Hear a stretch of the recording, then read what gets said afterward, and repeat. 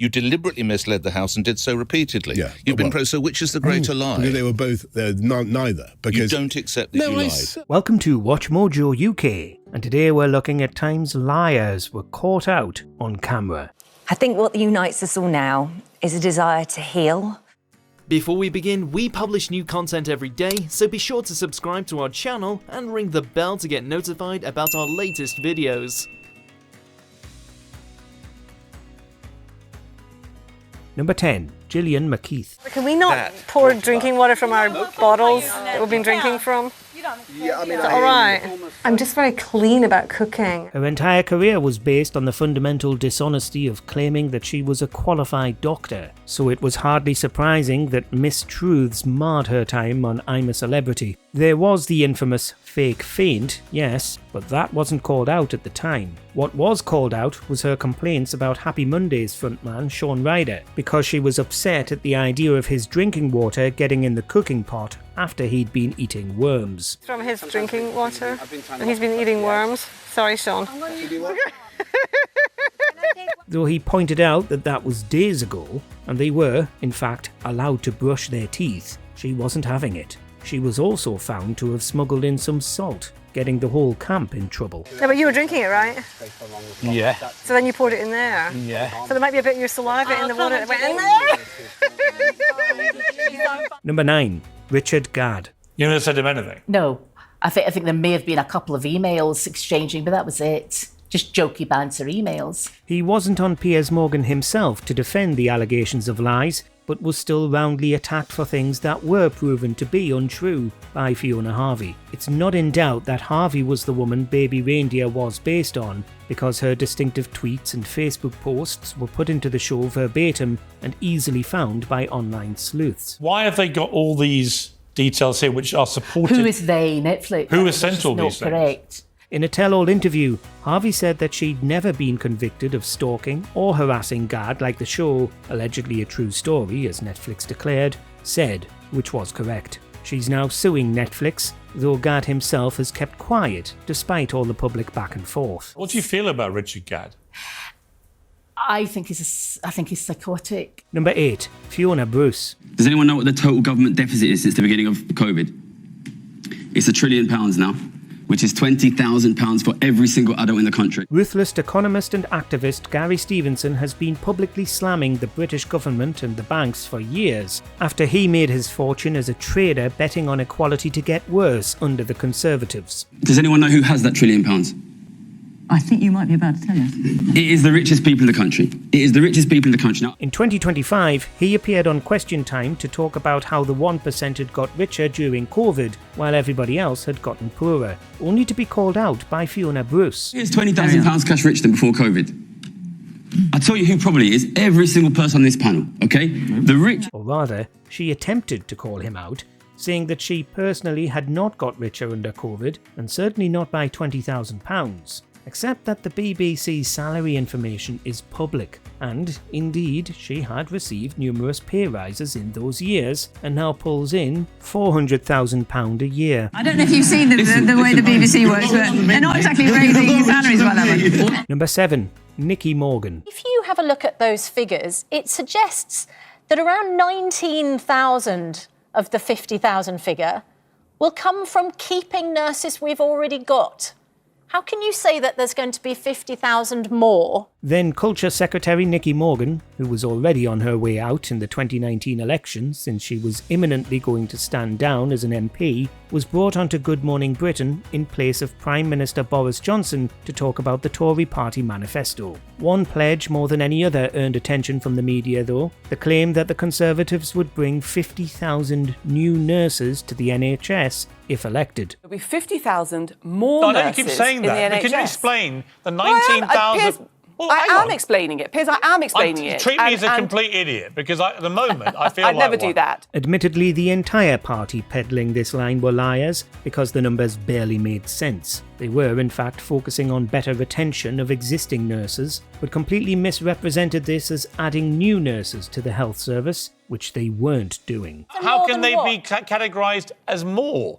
Well, because they will not have left the NHS, we will have kept them in the NHS, plus recruiting. Number 6. Jake Berry. Well, why couldn't you do it so long ago? The fact that it takes an ITV drama and suddenly, having been told their entire campaigning lives, this is very difficult, you'll have to go in front of a judge, this is very, very expensive, oh, this morning it isn't. There was a lot of dishonesty around the post office scandal when it finally became headline news in early 2024, and Ian Hislop was on hand to call out everybody who'd been ignoring it for years. Private Eye had actually been writing about the scandal for a long time, and he was brutal in his takedown of opportunistic politicians trying to jump on the story to make themselves look better. I mean, it is absolutely fatuous for this government to claim, hey, we're really acting now.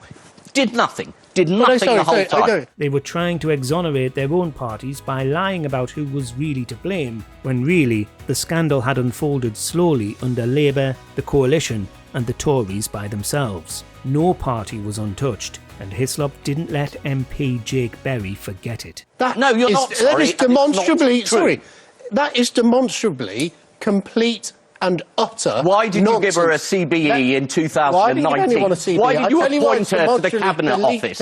You talk her over everyone else, and you've been doing it in the entire programme. Number 5. Roxanne Pallett. My mind ran away with me.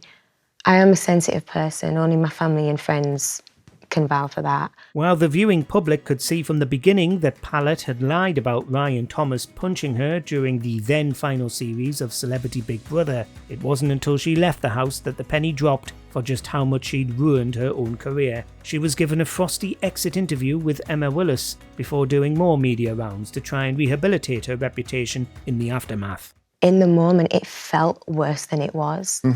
I can't prove a feeling. I can't show you a feeling. In one memorable appearance, she tried to defend herself on Jeremy Vine, apologising after the public beating she'd been taking for weeks. She's wisely left the public eye completely since then. I massively apologise to not just Ryan, to his family, his friends, his fans, every single person that watched that. Number 4. Chris Eubank. Go for the purple. Send purple to Snake Rock. Yeah. So now I feel like an idiot. Another bizarre I'm a Celeb moment. Boxer Chris Eubank and Fern McCann had to decide which team was going to get banished. Fern from Towie announced that the purple team were going to be banished, only for Eubank to emerge from the phone box and say that he hadn't said purple, he said Duncan. I didn't say a colour, I said Duncan's team. You said purple team. Well, Duncan's team. Duncan. Yeah. Purple and Duncan sounds the same. Cue an action replay from ITV that revealed that no, he definitely did say purple. I hate this whole story because I'm so pissed off right now. Brian Friedman then told the cameras about the miscommunication, unbeknownst to everybody that Fern hadn't misheard, and Eubank was clearly playing some sort of game. Did he do this just to smear her? Who knows? Don't be so annoying, Duncan. I've just made a massive mistake and now I'm really annoyed. Take it easy, it's okay. I actually am crying. Number 3. Coleen Nolan. Tell you what I did. I didn't tell you how vile you are from day one. That's what I should have done. You're a horrible, self-centered, publicity-seeking witch. We don't really know the full extent of what Coleen Nolan was lying about on Big Brother because, as Kim Woodburn repeatedly asserted, Channel 5 was selective about what it showed in the final episodes. Don't be two-faced. I'm not being two-faced. I'm trying to comfort me. Well, all right. Just a minute. I'm speaking now. She maintained in the months following the controversial series that Coleen had won by backstabbing everybody, and that it was only upon leaving that she saw exactly how Coleen was manipulating the game. She was goaded onto loose women and had a spectacular row with Coleen, accusing her of being a liar on live TV before leaving in floods of tears. I wouldn't want to sit and talk to lying Well, I think that's sad. I think we should have lying. Yeah, not good. So you think what you like? That's a terrible thing to say. You're showing yourself in your... Number 2. Phillip Schofield. Firstly, are you okay? I hope so. Feels very strange indeed sitting here without Phil. He'd already left this morning by the time he was really called out for his lying in Holly Willoughby's legendary cringe address to the nation. In her public statement, Willoughby slammed Schofield for lying relentlessly over a period of multiple years about his illicit affair, speaking directly to the This Morning cameras live from the studio. You, me and all of us at This Morning gave our love and support to someone who was not telling the truth. who acted in a way that they themselves felt that they had to resign from ITV. The broadcaster's handling of this scandal was weird the entire time, with a eulogy-esque announcement that he was stepping down delivered by Alison and Dermot just days before. Months on, and Schofield derided the backstabbers at ITV, and presumably this live attack was one of many perceived grievances against him. I'm afraid you've been let go from this morning. What?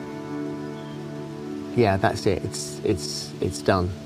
You're not going back. Number 1, Boris Johnson. Which was your greater lie? Lying about proroguing Parliament to the Queen, or lying to Parliament about the parties? But so neither. He undoubtedly lied more than any other Prime Minister, and was often called out on those lies in various TV interviews, or when he finally came up against a nationally televised select committee. The two things he lied about the most, though, were the scandals that were his ultimate downfall: Partygate and the Chris Pincher allegations. Anybody who thinks that I was partying, having a knees-ups in number 10, anybody thinks that civil servants were setting out to break the rules, and we all knew Mr. Johnson, we saw the trolley loads of Prosecco. Johnson claimed that he was totally unaware that Pincher had been accused of anything, only for his Pincher by name, Pincher by nature comments to be dragged into the public eye. A committee also found that he had been lying about Downing Street parties the entire time, but remember, if you call someone a liar in Parliament, you'll get kicked out. You don't know about the parties when I understand your own son's swing was broken. Sorry. You're aware of that party? Listen, I think you are, because of the way you've changed. Let us know who you think the biggest liar is, and which ones we forgot. You can't just talk nonsense and not be interrupted.